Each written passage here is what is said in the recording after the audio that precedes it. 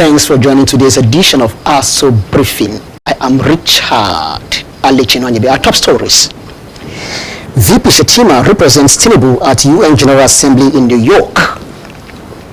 FCT Minister Barrister Ezenwonde Wike vows to deliver key projects before end of Tinubu's first tenure.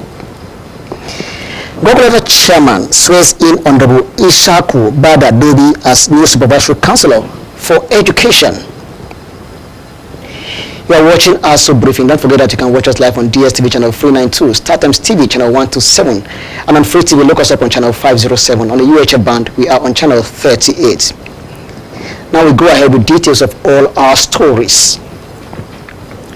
Vice President Senator Kashim Shettima on Monday attended a commemorative meeting at the UN headquarters where he delivered President Tinubu's 3-minute address. In the speech, the president commended the United Nations for its role in promoting global peace, protecting human dignity, and advancing sustainable development goals.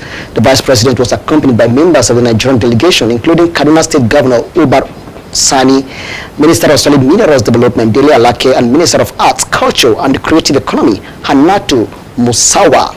Also in the team were Minister of Women Affairs Iman Suleiman Ibrahim and senior officials from Nigeria's permanent mission to the United Nations in New York. During the week-long session, Shettima is expected to unveil Nigeria's new climate targets under the Paris Agreement, underscoring the country's commitment to global efforts to address climate change. Now, the Senate has postponed its resumption date from September 23rd to October 7, 2025. A news statement signed by the Chief of Staff to the President of the Senate, Chinedu Akabueze, said plenary had been shifted from 23rd September to October 7th, 2025. The statement did not offer an official reason as to why the postponement, but speculations are on the public domain that this could be the reason to allow the senators to celebrate the country's independence. Now, the Minister of the Federal Capital Territory, Barrister Ezenwonde Wike, has pledged to complete major projects in Abuja before the end of President Bola Tinubu's first term.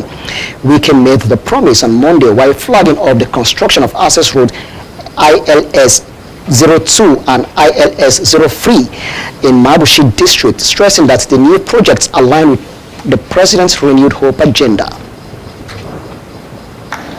I have said it before, and I want to continue to say it, that before the tenure of Mr. President expires, Abuja will be a different thing.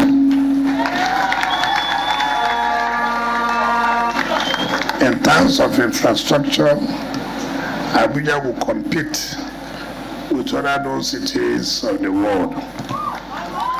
And let's continue to thank Mr. President for the love, for his commitment to make our city capital to be called a city capital.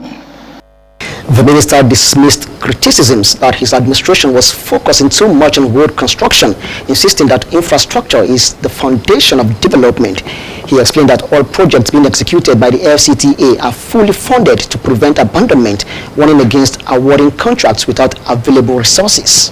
To say that they were in a meeting, and some people are saying that FCT is owing them, and some people say it's not correct.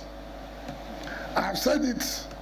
Our policy is that he had one day yesterday that this contract was awarded in March.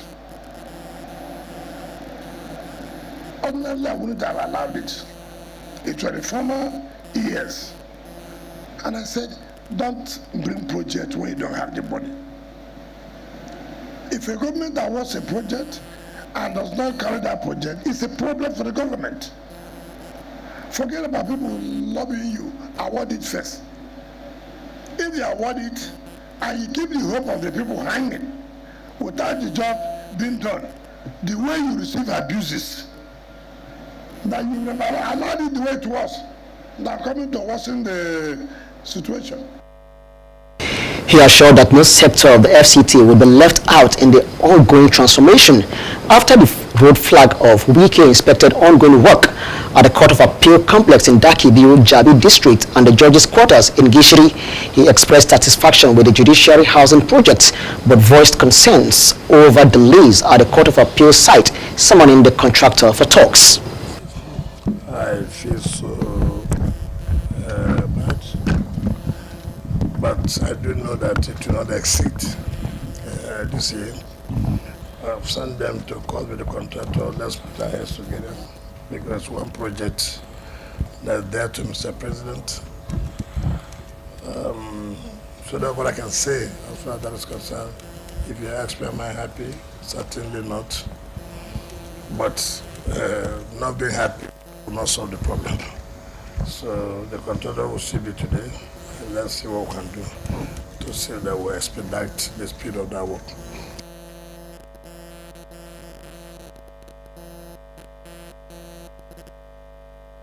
He commended President Tinubu's commitments to the welfare of judicial officers, noting that decent accommodation was key to strengthening judicial independence.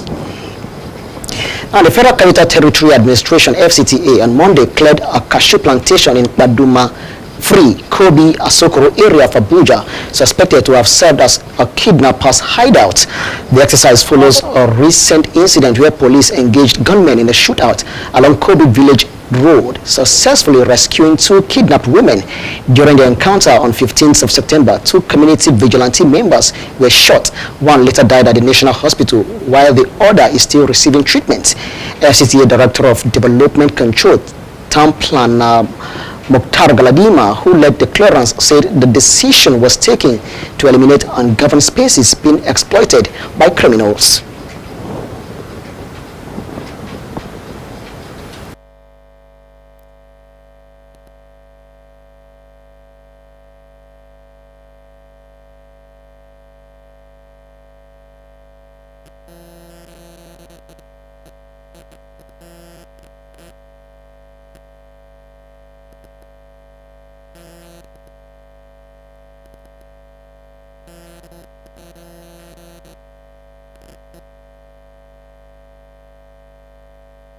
He assured that a police post would be established in the area to prevent a reoccurrence.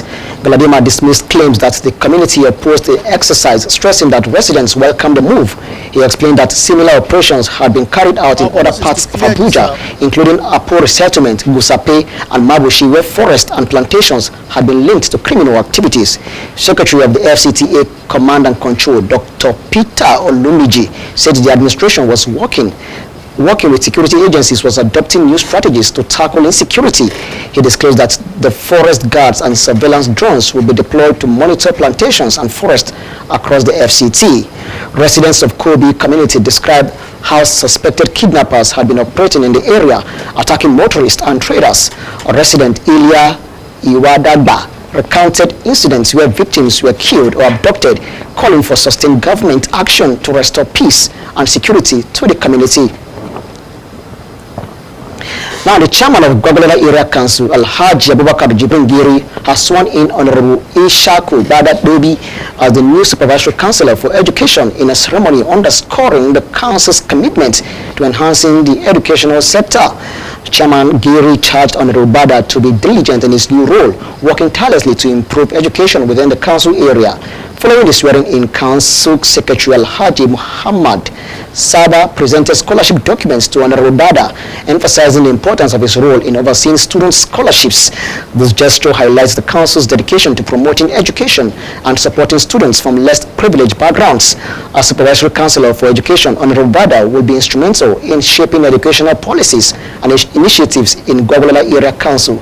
His responsibilities will include managing scholarship programs, improving the educational infrastructure, and ensuring students receive necessary supports to succeed. Correspondent Abdullah Mukhtar reports that Honorable Ishaku Bada Dobi has been appointed as the new Supervisory Councillor for Education and Social Development following the resignation of Honorable Yusuf Muhammad Dobi. This appointment is set to further strengthen the Council's education sector, empowering students and fostering a brighter future for the community. When ASO briefing returns, we'll have more on business and more. Don't go away. We'll be right back. We were warned about this marriage. listen. The young maiden is dead. Nana, come here. Hi. Why do you speak so freely with a stranger from Ajani? We were just talking about offering Ojigija a seat on the council. The gods be praised. Negodo will say, Oko Sisi, he has 2 wives. So why are you making it look like it is a big deal?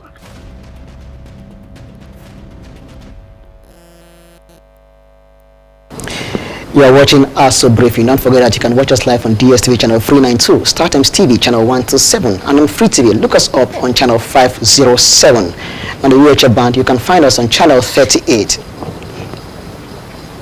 Now, the Economic Community of West African States, ECOWAS Parliament, is advised to leverage artificial intelligence, AI, to boost parliamentary efficiency, promote democracy, and drive development in West Africa.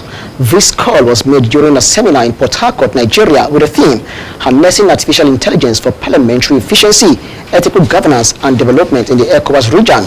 Speaker Hajia Memunatu Ibrahima said AI can improve democracy by enhancing communication between parliamentarians and citizens, driving social and economic growth. Deputy President of the Nigerian Senate, Jibrin Barau, stressed the need to understand AI's risks and benefits, advocating for its responsible and ethical use. Speaking, Rivers State Governor Similaye Fubara highlighted the state's position as a tech hub, offering insights into AI's challenges and opportunities. The seminar recognizes AI's transformative impact on governance and societies, aiming to guide its adoption to strengthen democracy and improve lives in West Africa. AI is seen as a tool to enhance legislative processes, oversight, and citizens' engagement, but its ethical, security, and socio-economic implications must be addressed, particularly in a region facing digital divides and cyber threats. The event seeks to promote AI's responsible adoption, balancing innovation with human rights and democratic values in the West African sub-region. Now, the Independent National Electoral Commission, INEC, has released the final list of candidates contesting the Federal Capital Territory FCTA Area Council elections scheduled for Saturday, February 21st, 2026. In a statement signed by National Commissioner and Chairman of the Information and Voter Education Committee, Sam Olumuken, the Commission confirmed that the list detailing candidates' names, parties, ages, genders, and academic qualifications has been uploaded to INEC's official website and social media platforms for public access. Olumuken recalled that on August 18, 2025, INEC had earlier published the personal particulars of candidates who emerged from party primaries. During the formal display of the list at the INEC FCT office on Monday, September 22nd, Administrative Secretary Mrs. Bimbo Oladunjoye, representing FCT Resident Electoral Commissioner Malam Aminu Kasimu Idris, explained that the exercise complies with the Electoral Act requirements to publish the final list at least 150 days before the election date. She confirmed that the display is being conducted simultaneously across all INEC offices in the FCT and online. Political parties were urged to carefully review the published list for any errors or omission in their candidates' details and to notify the Commission within the legally allowed 90-day window. According to Oladunjoye, and any party seeking corrections must submit a formal written request signed by its national chairman and secretary, supported with an affidavit. She warned that failure to follow this procedure will not be considered grounds to invalidate the February 2026 area council elections. INEC's latest action signals the final phase of preparations for the FCT area council polls, reinforcing the Commission's commitments to transparency and adherence to Nigeria's electoral laws as residents of the nation's capital head to the ballot in less than 5 months. The Development Research and Projects Center has donated a state-of-the-art computer laboratory as well as the award of scholarships to 20 indigent girls at Junior Secondary School, Biazin, in the Chikakoro community in Afabuja. The initiative, funded by the Ford Foundation and implemented in collaboration with the Rising Hope Girls Education Foundation and the FCT Universal Basic Education Board, aims to bridge the educational gap in underserved communities while also fostering girl-child empowerment in education. Here is a report. Speaking on behalf of the chairman FCT UBEB, Dr. Halassan Sule, Mr. Unsu Rabo appreciated the DRPC for such a remarkable initiative, noting that the development in education cannot be left to the government alone. Honestly, I am so excited There is a slogan in UBEC that education for law is the responsibility of everybody. The Director of Partnership and Communication of the DRPC, Mr. Hassan Aliyu Karufi, and Mr. David Ahano, the Project Director of RHGE, spoke on the need for impactful interventions in underserved communities. The DRPC will continue to support any idea that will improve the education of the vulnerable groups, and we hope that other donors, local donors in Nigeria, will emulate our intervention. This project is also supporting 100 girls in terms of grant for school fees and PTAs. And in this school, 20 girls would be supported. Speaking on behalf of the school management and parents in their respective capacities, the Director Principal of GSS Biezin, Mr. Ishaya Ija Dodo, and the PTA Chairman, Mr. Oluwagbemi Adedeji Isaac, thanked the NGOs for the gesture while promising to make judicious use of the facility. First, I wish to sincerely thank UBEC for granting this NGO access to our school and continued support in improving education in our community. Without your backing, this would not have been possible. I want to thank the NGO who is doing this to us. If you know the meaning of education, I was just talking to somebody this morning that the problem we have in our society is the problem of this head. When head is not correct, the environment will not be right. Some of the beneficiaries of the scholarship award voiced their appreciations. I'm so happy. I did not expect this to come to today. I'm here to say thank you. By providing access to quality education and digital resources, the initiative, according to the DRPC, is expected to have a positive impact on students' academic performance and future prospects. Daniel Obi, ASO Television News. The excellent Kiddies Montessori Academy marked their 20th year anniversary with a grand event. Let's join Harris CDC Rajo, who is standing by with our reports. The proprietors, Excellent Montessori Academy, Mrs. Christy Imudia, speaking at the event, said the academy started on 19 September 2005 with 4 children, but has now grown to have 700 students. Parents believe in us because of the quality we are rendering, and our children, they are doing well. We have been able to set the standard in this environment, and schools starting in this area, they always look up to Excellent Kiddies standard. So we are thanking God, and we are meeting with our parents today. Even our teachers, staff has been with me for the past 19 years. And believe you me, this year, September, all my staff resumed. No one resigned from the school. The director of the school, Mr. Sunday Mudia, thanked God for his blessings and parents for their support. But there's no student who have passed this school who have not passed his or her work at the first sitting, including NECO. We have many of our students who have gone to universities to do their graduates. So it is your output that speaks for you. It's what your product speaks for you. So our parents are happy. So our marketers are our parents. We can see the output to their children, and are bringing more and more into the school. Chairman of the occasion, who was represented by Mr. Bashiru Garuba Muhammad, said the school is the best in Wari. So, as you all know, education is not all about knowledge. It's about building character. And this school, this great institution, Excellent Kiddies Montessori Academy, is an example that knowledge and discipline can go hand in hand. Brought my children here. I've not regretted it, and they've been doing very well. I've seen the changes, I've seen their performance, and I've not regretted. And I've even recommended so many parents to bring their children to this school, and they too have not regretted bringing their children to the school. The school's principal, Mr. Ivuyoma Ogeni, showed appreciation for parents' support through the years. So they should not relent to ensure that the teachers are well taken care of, materials are provided when needed, not when we start shouting. Immediately we need materials. The materials should be readily available. They have been doing it. That's why I say they should not relent in whatever they are doing. They should please maintain the standard and the team spirit in the school, which has been giving us good result, good product as well too. They should maintain that standard, maintain the working relationship. Madam cares for the staff. Before 27th of November, salary has been paid. Some parents also spoke with ASO Radio and Television. Writers is doing a great job.